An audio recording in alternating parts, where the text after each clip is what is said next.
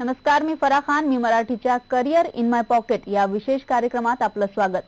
आजच्या या स्पर्धेच्या काळात चांगलं करिअर घडवण्यासाठी आपल्याला परदेशात शिक्षण घेण्याची इच्छा तर असते, मात्र त्यासाठी काय करावं, कुठे जावं याविषयीची योग्य माहिती मिळत नसते. याच संदर्भात मार्गदर्शन करण्यासाठी आज आपल्या सोबत आहे डॉक्टर अमित कांबळे. स्वागत आहे सर तुमचं. नमस्कार. ते AK एज्युकेशनल कन्सल्टंटचे चेअरमॅन आणि मॅनेजिंग डायरेक्टर आहेत. त्यांनी वोल्गोग्राड स्टेट मेडिकल युनिव्हर्सिटी रशियामधून MD केले.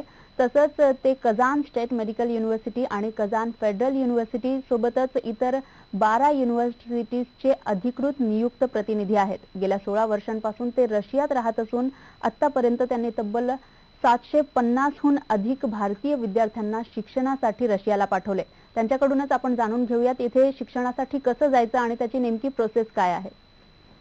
सर, तुम्ही कझान युनिव्हर्सिटीचे अधिकृत प्रतिनिधी आहात आणि त्यासोबतच तुम्ही बऱ्याचशा युनिव्हर्सिटीजचे प्रतिनिधी आहात. तर म्हणजे आपले जे विद्यार्थी असतात, भारतीय विद्यार्थी युक्रेन, चायना यासारख्या स्वस्त कंट्रीजचा पर्याय निवडत असतात, तर मग रशियाकडे विद्यार्थ्यांनी का जावं? रशिया जर बघितलं तर हा इंडियाचा खूप जुना मित्र आहे आणि इंडियाचे संबंध प्रत्येक कंट्रीबरोबर चांगलेच आहेत. बट रशिया हा इंडियाचा मोस्ट रिलायबल आणि टाइम टेस्टेड फ्रेंड आहे. हे सगळ्यात पहिलं. आपल्याला माहिती आहे की जे कंट्रीज आता आपण मेन्शन केले, हे चायना असू देत, फिलिपिन्स असू देत, किर्गिस्तान असू देत, जॉर्जिया असू देत, ह्या कंट्रीज ची जी डेव्हलपमेंट आहेत हे अजून डेव्हलपिंग स्टेज मधल्या कंट्रीज आहेत. जर आपण ह्यांचा HDI इंडेक्स बघितला किंवा GDP बघितलं किंवा इन्फंट मॉर्टॅलिटी रेट बघितलं किंवा लाईफ एक्सपेक्टन्सी जर बघितली तर रशिया इज ऑलरेडी डेव्हलप्ड आणि एका सुपर पॉवर मध्ये शिकण्याची आपल्याला सुवर्ण संधी आहे. आता सुपर पॉवर जेव्हा आपण म्हणतो त्याच्यात कुठले कंट्रीज आहेत तर अमेरिका आहे, युरोप आहे, ग्रेट ब्रिटन आहे, न्यूझीलंड आहे, ऑस्ट्रेलिया आहे. तर ह्या कंट्रीजमध्ये स्टडी करणं हे प्रत्येकाचं एक ड्रीम असतं. बट आपल्याला माहिती आहे की कॉस्ट ऑफ एज्युकेशन जी तिथं आपल्याला मोजावी लागणार आहे ती खूप जास्त असणार आहे. आता रशियामध्ये म्हणजे एका सुपर पॉवरमध्ये ही कॉस्ट का कमी आहे? कारण रशियन गव्हर्नमेंट आपल्या विद्यार्थ्यांना किंवा त्यांच्या विद्यार्थ्यांना सबसिडीज देते. म्हणून अगदी 3.25 ते 3.5 लाखामध्ये एक विद्यार्थी MBBSचं प्रशिक्षण घेऊ शकतो. शिवाय ज्या कंट्रीज आहेत त्या कंट्रीजचं मार्केट व्हॅल्यू किती आहे, म्हणजे किती वर्षापासून हे MBBSला विद्यार्थी तिथं जातात, हे फार महत्वाचं आहे. कारण जर रशियाचा जर आपण विचार केला तर 50 वर्षाहून अधिक विद्यार्थी तिथं जाऊन शिकत आहेत.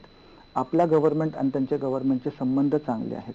शिवाय जे पासआउट आपल्याला माहिती आहे की इथं आल्यानंतर त्यांना एक परीक्षा द्यायची आहे, त्याचा पासिंग आउट रेट देखील रशियाचा सगळ्यात चांगला आहे.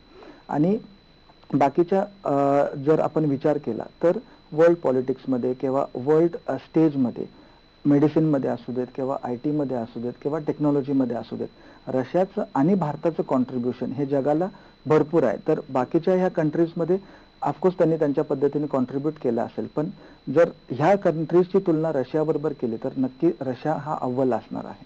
त्यामुळे तिथे जावं ऑफकोर्स. आणि ही जी कझान युनिव्हर्सिटी आहे ती नेमकी कुठे आहे रशियात आणि तिथे कसं जायचं? कझान म्हणजे कझाकिस्तान नव्हे, कझान ही रशियाची 3री राजधानी आहे आणि ह्याचं location central European part of रशियामध्ये आहे. आपण इथून निघताना म्हणजे जे विद्यार्थी आहेत इथून आपण मुंबईहून निघू शकतो किंवा पुण्याहून निघू शकतो, औरंगाबादहून निघू शकतो आणि नागपूर असे 4 ठिकाणाहून आपण कझानपर्यंत डायरेक्ट प्रवास करू शकतो. मॉस्कोला आमच्या विद्यार्थ्यांना जायची गरज लागत नाही. नक्कीच. पण ही जी कझान युनिव्हर्सिटी आहे तिथे शिकण्याचे कोणकोणते फायदे होतात? आता कझान हा एक स्टेट आहे रशियामध्ये आणि ह्या कझान स्टेटमध्ये 2 प्रामुख्याने युनिव्हर्सिटीज आहेत, कझान स्टेट मेडिकल युनिव्हर्सिटी आणि Kazan federal university. Kazan state medical युनिव्हर्सिटीची जी स्थापना आहे ही 1814 ची आहे आणि कझान फेडरलची जी स्थापना आहे ही 1804 ची स्थापना आहे. म्हणजे जर आपण बघितलं तर 200हून अधिक वर्षापासून ही युनिव्हर्सिटी फंक्शनल आहे. त्याचप्रमाणे ही वर्ल्ड हेल्थ ऑर्गनायझेशन, त्याचप्रमाणे मेडिकल काउन्सिल ऑफ इंडिया मान्यता प्राप्त आहे. फुल टाइम इंग्लिश मीडियममध्ये इथं शिकवलं जातं. कुठल्याही प्रकारचं डोनेशन किंवा कुठल्याही प्रकारची कॅपिटेशन फीज इथं आकारली जात नाही आणि खूप प्रेमळ ॲडमिनिस्ट्रेशन आहे. म्हणून असे बरेचसे पॉझिटिव्ह पॉइंट्स आहेत. शिवाय महाराष्ट्रातून 750हून अधिक विद्यार्थी ऑलरेडी कझानमध्ये शिकत आहेत आणि त्याला इंडियन एम्बसी जी आहे ती प्रेमाने मिनी महाराष्ट्र ऑफ रशिया देखील कझानला कधी कधी संबोधलं जातं. सो म्हणून ही युनिव्हर्सिटी जी आहे ती विद्यार्थ्यांसाठी खूप सोयीची अशी राहील. पण ज्या युनिव्हर्सिटी मधून तुम्ही शिकलात, वोल्गोग्राड युनिव्हर्सिटी, तर तिथे तुम्ही का प्रेफर नाही करत विद्यार्थ्यांना? वोल्गोग्राड स्टेट मेडिकल युनिव्हर्सिटी देखील चांगली युनिव्हर्सिटी आहे. मी तिथून पासआउट झालेलो आहे. त्याच्यात 2-3 फॅक्टर्स आहेत की सगळ्यात महत्वाची ती युनिव्हर्सिटी खूप लांब आहे मॉस्को पासून, म्हणजे 2000 किलोमीटर खाली आहे साऊथ रशियाला. सो 2 दिवस लागू शकतात तिथं जायला. शिवाय तिथं फुल टाइम इंग्लिशमध्ये नाहीये. 1st to 4th इयर तिथं इंग्लिशमध्ये शिकवलं जातं आणि 5th आणि 6th इयर हे रशियन भाषेत शिकवलं जातं. प्लस हॉस्टेल्स तिथं प्रॉब्लेम आहे. म्हणजे आम्ही देखील जेव्हा राहत होतो we had to rent apartment, आणि मग सिक्युरिटीच्या दृष्टिकोनातून खूप इश्यूज येतात जेव्हा आपण अपार्टमेंटमध्ये राहतो. म्हणून ती युनिव्हर्सिटी चांगली आहे, बट आम्ही रेकमेंड त्याच्यासाठी करत नाहीये की हे रिझन्स मी तुम्हाला सांगतो. नक्कीच डॉक्टर, आपण ही चर्चा अशीच पुढे ठेवू, पण या ठिकाणी वेळ झालेली आहे एका ब्रेकची. तुम्ही पाहत राहा फक्त मी मराठी न्यूज.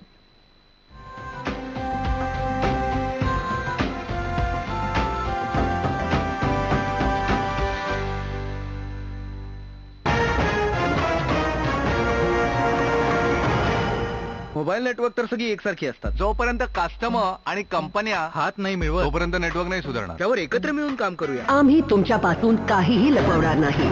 म्हणूनच तर आम्ही बनलो आहोत इंडियाचं पहिलं ओपन नेटवर्क. मग जे तिथे पाहते ते इथे देखील पाहू शकते, कारण योग्य चूक समोर आल्यानेच बनतं सर्वात बेस्ट नेटवर्क.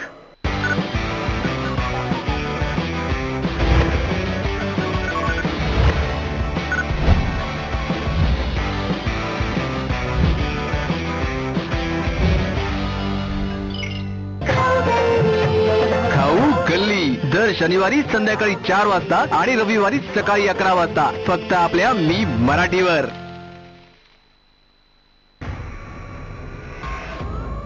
रहस्य एक अद्भुत सत्य, दर शनिवारी रात्री 9:30 वाजता. पुनर्प्रक्षेपण रविवारी दुपारी 12 वाजता आणि रात्री 8 वाजता फक्त आपल्या मी मराठीवर.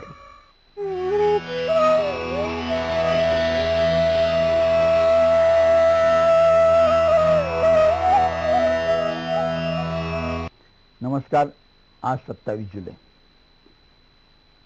2002 साली आजच्याच दिवशी भारताचे तेव्हाचे उपराष्ट्रपती कृष्णकांत यांचं दुर्दैवी निधन झालं. त्यांचं निधन अतिशय विचित्र पद्धतीने झालं. डॉक्टर अब्दुल कलाम यांनी शपथ घेतली, त्यांनी भाषण केलं. त्यांच्या भाषणाचा हिंदी अनुवाद कृष्णकांत यांनी वाचून दाखवला आणि ते गेल्यानंतर त्यांच्या छातीमध्ये अचानक कळ आली. ते तिकडेच कोसळले आणि रुग्णालयात नेत असताना वाटेतच त्यांचं निधन झालं. एका बाजूला नव्या राष्ट्रपतींचा शपथविधी आणि दुसऱ्या बाजूला उपराष्ट्रपतींचा मृत्यू, अशा 2 घटना या एका दिवशी आपल्याला पाहायला मिळाल्या. त्यांच्या राजकीय कारकिर्दीबद्दल अनेक मतप्रवाह, वादविवाद असले तरी एक गोष्ट नक्की की ते निस्सीम देशभक्त होते, ते गांधीवादी होते. कायम त्यांनी जे कपडे वापरले, या कपड्यांचं बुनकारी ज्याला म्हणतात, विणण्याचं काम होतं, सूत कताईचं काम होतं, हे ते स्वतः करत होते आणि कित्येक वर्ष ते हे काम करत होते. ते आधी स्वातंत्र्य चळवळीत होते, ते विद्यार्थी चळवळीत होते, त्यानंतर ते प्रशासकीय सेवेमध्ये आले आणि त्यांनी अनेक पदं भूषवली. परंतु त्यांच्यामधला कार्यकर्ता हा मात्र तसा जिवंत राहिलेला होता. उपराष्ट्रपती म्हणून त्यांनी खूप भरीव असं काम केलं होतं आणि त्यांचं निधन हे अत्यंत शोचनीय अशा तऱ्हेने झालं. त्यांच्या स्मृतींना आदरांजली.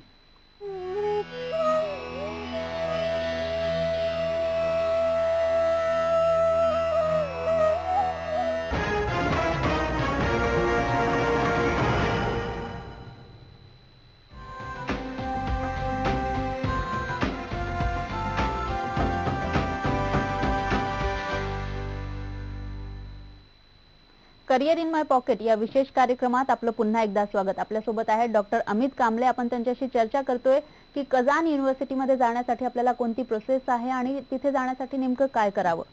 सर, ही जी कझान युनिव्हर्सिटी आहे त्याविषयी तुम्ही सांगितलं की फायदे काय काय आहेत, पण इथे जी ही युनिव्हर्सिटी आहे तिथे आपल्याला प्रवेश मिळवायचा असेल तर त्यासाठी कोणते निकष आहेत?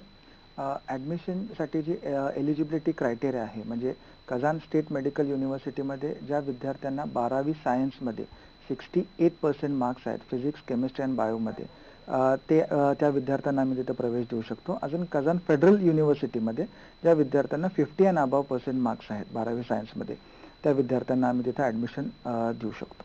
नक्कीच. आणि जर याविषयी तुम्हाला भेटायचं असेल तर कधी आणि कुठे भेटू शकतात विद्यार्थी? 31 जुलै रोजी पुणे ह्या ठिकाणी ऍडमिशन राऊंड आहे. त्या ठिकाणी ऍडमिशनसाठी तुमचे 10वी, 11वी आणि 12वीचे ओरिजिनल डॉक्युमेंट्स घेऊन येणं आवश्यक आहे. शिवाय विद्यार्थी आणि त्यांचे पालक असणं आवश्यक आहेत. आणि ह्या ऍडमिशन प्रक्रियेसाठी कुठल्याही प्रकारच्या सीईटीची किंवा नीटची परीक्षेचे रिझल्टची गरज लागत नाही. तर ही जे युनिव्हर्सिटी आहे कझान युनिव्हर्सिटी, याचा अभ्यासक्रम इंग्लिश मध्ये असतो का विद्यार्थ्यांना रशियन भाषा शिकावी लागते? फर्स्ट इयर पासून 6th इयर पर्यंत जो त्यांचा करिक्युलम आहे हा पूर्ण इंग्लिश भाषेमध्ये असतो. पण रशियन भाषा त्यांना as a part of curriculum शिकवली जाते, कारण त्यांना त्यांच्या लोकल्स बरोबर बोलणं आवश्यक आहे. त्याचप्रमाणे पेशंट बरोबर जेव्हा त्यांना संवाद साधायचा असेल तेव्हा त्यांना लोकल लँग्वेज येणं खूप गरजेचं आहे. म्हणून as a part of curriculum त्यांना ही लँग्वेज शिकवली जाते. नक्कीच. पण हा जो रशिया आहे, रशियाचं हवामान थंड आहे, त्यासोबतच तिथलं फूड कल्चर सुद्धा वेगळं आहे. करेक्ट. तर आपल्या इथले आशिया खंडातील लोक जर तिथे जातील, विद्यार्थी तिकडे जातील, तर त्यांना कोणती विशेष काळजी घ्यावी लागते? सगळ्यात महत्वाचं, रशियामध्ये 12 महिने बर्फ पडत नाही.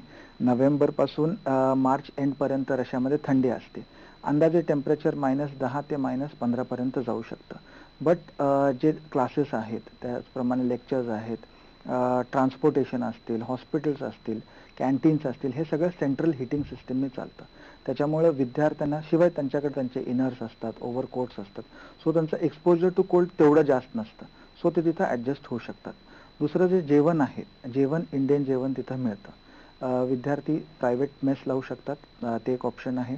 किंवा इंडियन रेस्टॉरंट्समध्ये किंवा इंडियन कॅन्टीन्समध्ये देखील ते खाऊ शकतात. आणि ज्यांना तेही आवडत नसेल तर ते सेल्फ कुकिंग करू शकतात. हॉस्टेल्समध्ये अटॅच्ड किचन्स आहेत, so they can cook their own food. नक्कीच, ते तर बरोबर आहे. पण इथे शिकायला जायचं असेल तर विद्यार्थ्यांचं जे बजेट आहे ते अगदी इम्पॉर्टंट असतं. करेक्ट. ते कसं असावं आणि फी स्ट्रक्चर काय आहे तिथलं? इंडियामध्ये जी त्यांना ऍडमिशनसाठी जी अमाऊंट लागणार आहे ती अंदाजे 75 ते 80 हजार लागू शकते. ज्याच्यामध्ये त्यांचं ऍडमिशन कन्फर्मेशन येतं, त्याचप्रमाणे त्यांचे व्हिसा कागदपत्र बनवले जातात, व्हिसा स्टॅम्पिंग आणि एक वेळेचं विमान प्रवासाचं तिकीट, प्लस अपोस्टिल आणि लिगलायझेशन. विद्यापीठाची फी जी आहे ती अंदाजे $5,000 म्हणजे $3.25 लाख पर्यंत लागू शकतात. हॉस्टेल फी आहे $700, म्हणजे ती एक $40,000, आणि मेडिकल इन्शुरन्स हा $100. मग टोटल जर आपण बघितलं तर 350 to 360 पर्यंत त्यांना प्रत्येक वर्षी विद्यार्थ्यांना विद्यापीठाला भरावं लागतं. आणि वैयक्तिक खर्च म्हणजे त्यांचं जेवण आलं, त्याच्यानंतर त्यांचं इंटरनल ट्रान्सपोर्टेशन आलं, किंवा त्यांचे मोबाईल रिचार्जेस आलं, अंदाजे 5 ते 8 हजार रुपये पर्यंत त्यांना लागू शकतं. असं 4 ते 4.25 लाख रुपये प्रत्येक वर्षीचं जर बजेट ठेवलं तर 6 वर्षाचं बजेट अंदाजे 24 ते 25 लाख रुपये आपलं असणं आवश्यक आहे. तर ही जी फी आहे ती आपण भारतातून भरू शकतो का? भारतातून भरू शकतो, पण भारतात भरू शकत नाही. भारतातून आपण डायरेक्ट विद्यापीठाच्या अकाउंटमध्ये ही फी भरू शकतो, पण ती फी आम्ही आमच्याकडे घेऊ शकत नाही. नक्कीच. पण ही जी फी आहे त्यासाठी काही शैक्षणिक कर्ज मिळण्याची व्यवस्था आहे का? ऑफकोर्स सगळ्या बँक्स कर्ज हे देतात, पण कर्ज घेताना खूप केअरफुल राहण्याची गरज आहे, कारण ऍडमिशन कन्फर्मेशन असणं खूप गरजेचं आहे. ही प्रायमरी रिक्वायरमेंट आहे कुठल्याही बँकची. आणि लोन जे आहे हे कायम विद्यार्थ्याच्या नावाने असतात आणि पालक हे फक्त गॅरेंटर असतात. सो लोन मिळू शकतं, पण ती केअरफुली घेतलेलं बरं. त्यासाठी कोणती प्रोसेस असते लोनसाठी? ऍडमिशन कन्फर्मेशन लेटर हे सगळ्यात महत्वाचं त्याच्यात डॉक्युमेंट असतं. आणि बँक 80% अमाऊंटच सँक्शन करते आणि 20% हे विद्यार्थ्यांच्या पालकांना स्वतः ती अरेंज करावी लागते. नक्कीच. फेब्रुवारी 2016 मध्ये आपण पाहिलं होतं टीव्हीवर की तिथल्या एका युनिव्हर्सिटीमध्ये आगीची दुर्घटना घडली होती. त्यासोबतच रॅगिंगच्या सुद्धा दुर्घटना होतात. तर त्यासाठी विद्यार्थ्यांच्या सुरक्षेची काय व्यवस्था आहे तिथे? त्या युनिव्हर्सिटीचा आणि कझान युनिव्हर्सिटीचा तसा काही संबंध नाही आहे. बट कझान युनिव्हर्सिटीच्या बद्दल सांगू शकतो, कुठल्याही प्रकारचे सेफ्टी आणि सिक्युरिटी मेजर्स सगळ्या तिथं भक्कम आहेत.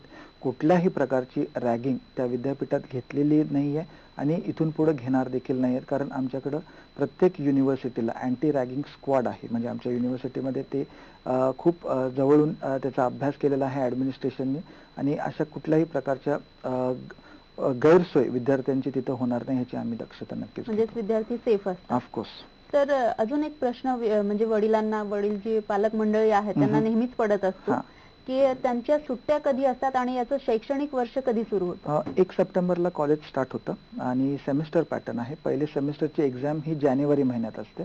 त्याच्यानंतर फेब्रुवारी ते जून ही त्यांची समर सेमिस्टर असतं आणि जुलै ऑगस्ट ही त्यांची सुट्टीचा टाइम असतो. त्यावेळेस ते तिथं राहू शकतात किंवा सुट्टीला इंडियात देखील येऊ शकतात.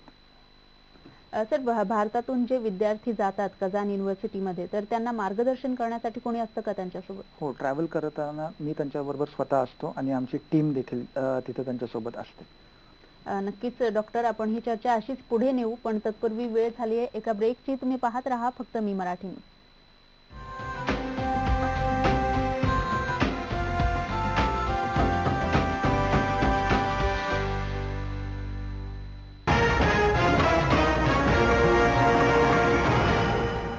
स्वच्छ भारताचं लक्ष्य तेव्हाच पूर्ण होईल जेव्हा गाव गाव स्वच्छ होईल. हातात हात घालून चला, तयार होई एक धावा, एक पाऊल स्वच्छतेकडे सजून जाईल अंगण. वाट विकासाची पाऊल उचला, गावागावाला स्वच्छ बनवा. स्वच्छ भारत, एक पाऊल स्वच्छतेच्या दिशेनं. डान्स कॉम्पिटिशन आणि पातळ वेणी. आई, माझा गोंडा दे ग. का? वेणी दाट दिसली तरच परफॉर्मन्स चांगला वाटेल. प्रत्येक वेळी शॉर्टकटचा जमाना आहे. दाट केसांसाठी नो शॉर्टकट. क्लिनिक प्लसचा नवीन स्ट्रॉंग अँड थिक शॅम्पू. ह्याने केस दिसतात 30% अधिक दाट आणि बनतात मजबूत. नवीन Clinic Plus strong and thick shampoo. माननीय श्री उद्धवजी ठाकरे यांना वाढदिवसाच्या हार्दिक शुभेच्छा. शुभेच्छुक श्री सचिन वसंत जरे, चिटणीस महाराष्ट्र शिववाहतूक सेना. खाऊ गल्ली दर शनिवारी संध्याकाळी 4 वाजता आणि रविवारी सकाळी 11 वाजता फक्त आपल्या मी मराठीवर.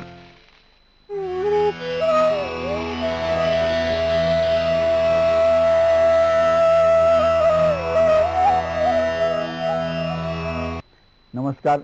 आज 27 जुलै 2002 साली आजच्याच दिवशी भारताचे तेव्हाचे उपराष्ट्रपती कृष्णकांत यांचं दुर्दैवी निधन झालं. त्यांचं निधन अतिशय विचित्र पद्धतीने झालं. डॉक्टर अब्दुल कलाम यांनी शपथ घेतली, त्यांनी भाषण केलं. त्यांच्या भाषणाचा हिंदी अनुवाद कृष्णकांत यांनी वाचून दाखवला आणि ते गेल्यानंतर त्यांच्या छातीमध्ये अचानक कळ आली. ते तिकडेच कोसळले आणि रुग्णालयात नेत असताना वाटेतच त्यांचं निधन झालं.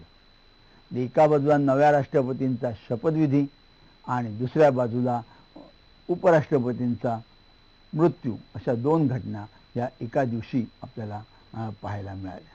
त्यांच्या राजकीय कारकिर्दीबद्दल अनेक मतप्रवाह, वादविवाद असले तरी एक गोष्ट नक्की की ते निस्सीम देशभक्त होते. ते गांधीवादी होते. कायम त्यांनी जे कपडे वापरले, या कपड्यांचं बुनकारी ज्याला म्हणतात, विणण्याचं काम होतं, सूत कताईचं काम होतं, हे ते स्वतः करत होते आणि कित्येक वर्ष ते हे काम करत होते.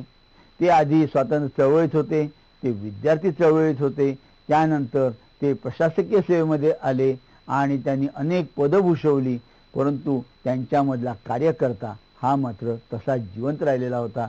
उपराष्ट्रपती म्हणून त्यांनी खूप भरीव असं काम केलं होतं आणि त्यांचं निधन हे अत्यंत शोचनीय अशा तऱ्हेने झालं. त्यांच्या स्मृतींना आदरांजली.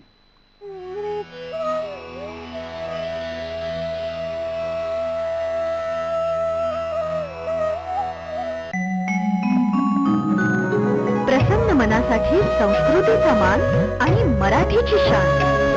कला, कौशल्य आणि सौंदर्याची जाण. पाहुया कायदेविषयक सल्ला आणि माहिती बरोबर मनोरंजनाचा ठेवा आपल्या आवडत्या मोगरा फुलला या कार्यक्रमात. मोगरा फुलला रोज सकाळी 8 वाजता आणि दुपारी 2:30 वाजता फक्त आपल्या मी मराठीवर.